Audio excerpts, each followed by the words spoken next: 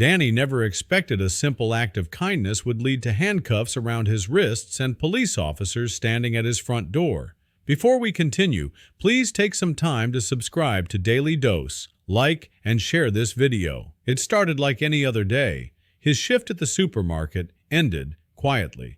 The sun was setting, and he was ready to head home and unwind. But as he stepped into the parking lot, something caught his eye. An elderly woman was struggling to lift her grocery bags into the trunk of her car. Without thinking, Danny approached her and offered a hand. She smiled warmly and gratefully accepted his help. A small, good deed, nothing out of the ordinary. Or so he thought.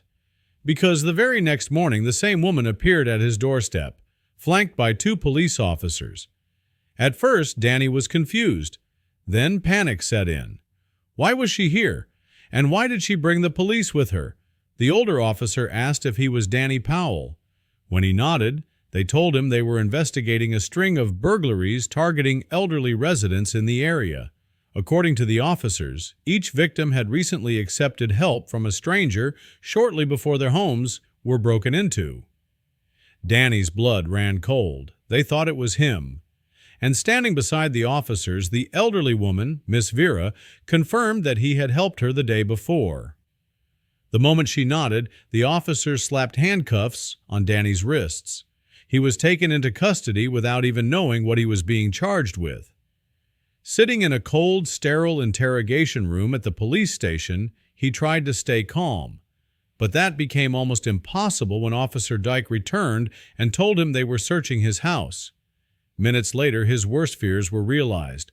Officer Rodriguez entered the room holding a crowbar they had found in his living room.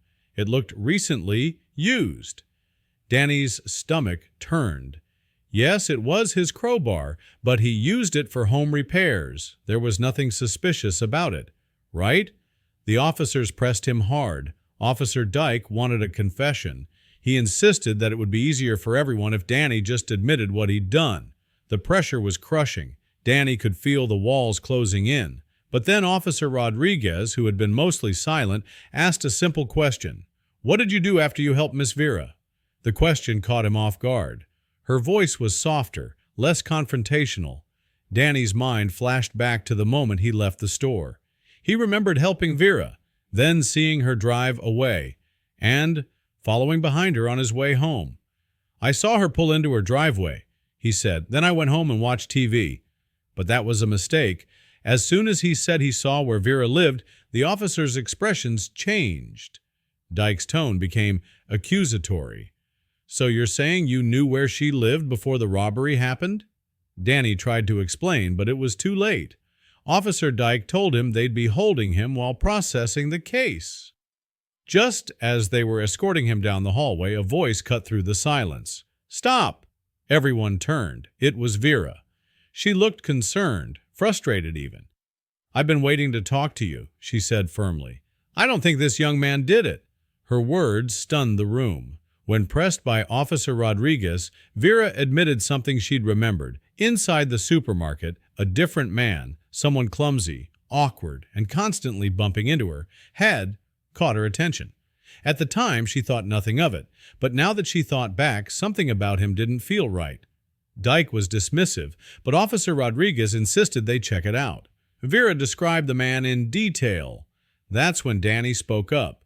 "I think I know who that is," he said. He explained that he recognized the man she described, a regular customer at the supermarket who always seemed overly helpful to the elderly. That got the officer's attention. Danny offered a solution. The supermarket had security cameras. If they could access the footage, maybe they could identify the man Vera saw. Officer Rodriguez agreed. Dyke was skeptical, but allowed them to follow through. Back at the supermarket, Danny led them to the security room. Vera joined to help identify the man, while Dyke and Rodriguez watched the feed closely. For a long time, nothing seemed unusual. Then, suddenly Vera pointed at the screen. "That's him!" A man was bumping into her again and again, and on closer inspection he appeared to be peeking into her handbag. Rodriguez looked at Dyke. "That's not an accident." And when the man turned his face to the camera, Danny's jaw dropped. He's always in here. Helps older customers all the time, Danny said. But now that helpful image didn't seem so innocent. Suddenly, everything clicked. The officers had stumbled onto the man who perfectly matched the description from the previous burglary victims. But they still needed hard proof. A face on a security camera wasn't enough, unless they could catch him in the act. That's when Danny made one final, desperate suggestion. He comes in every evening around 6 p.m., he told them. He's a routine guy, always talks to older customers. Rodriguez's eyes lit up. If he's targeting someone tonight, we can be there. Officer Dyke hesitated, but after conferring with Rodriguez, he agreed. It was risky, but this was their best shot at catching the real thief. Later that day, a plan was set. Danny, Vera, and Officer Dyke would watch the surveillance cameras from the control room. Officer Rodriguez would roam the store as a plainclothes shopper, watching for signs. The goal was simple: observe the man, and if he showed even a hint of suspicious behavior, they'd intervene. At exactly 6:07 p.m., the man walked in. Vera pointed immediately. That's him. They watched closely as he wandered the aisles. At first, nothing seemed unusual. He smiled at customers, even helped one elderly man pick up a dropped item in the parking lot. But Rodriguez noticed something off. He peeked into the man's wallet while handing it back. It was subtle, but enough to act. Officer Dyke left the control room and joined Rodriguez on the floor. They tracked the man discreetly as he followed the elderly shopper to the checkout line, then to his car. When the man lingered too long near the vehicle, Dyke made the call. They needed to act now, or risk losing him. But the officers had a bigger plan in mind. With the elderly customer's consent, they offered to escort him home, where Rodriguez remained inside with him. Danny and Vera stayed in a nearby patrol car with Officer Dyke, watching the house from a distance. It was a waiting game. Hours passed. Nothing. Then, footsteps. A figure emerged from the darkness, moving toward the front door. Rodriguez was ready. As the man approached the porch, she opened the door and flicked on the light. Dyke rushed in from behind, caught red-handed. The man was shocked. He had a lockpick set in his pocket. It was undeniable.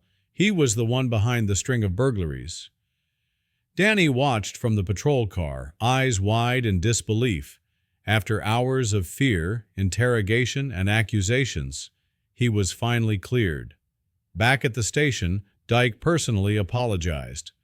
"We got it wrong," he admitted. "You were just trying to help." Danny smiled, the relief washing over him.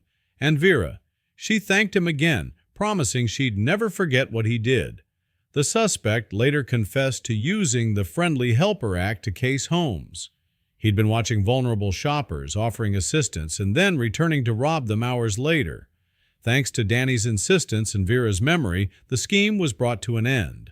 The police praised Danny for his quick thinking and courage, calling him a key reason the man was caught. His name was cleared, and his good deed was finally seen for what it truly was: genuine. And while the day had started with handcuffs and fear, it ended with justice and a reminder that sometimes, even when you're wrongly accused, doing the right thing will eventually shine through.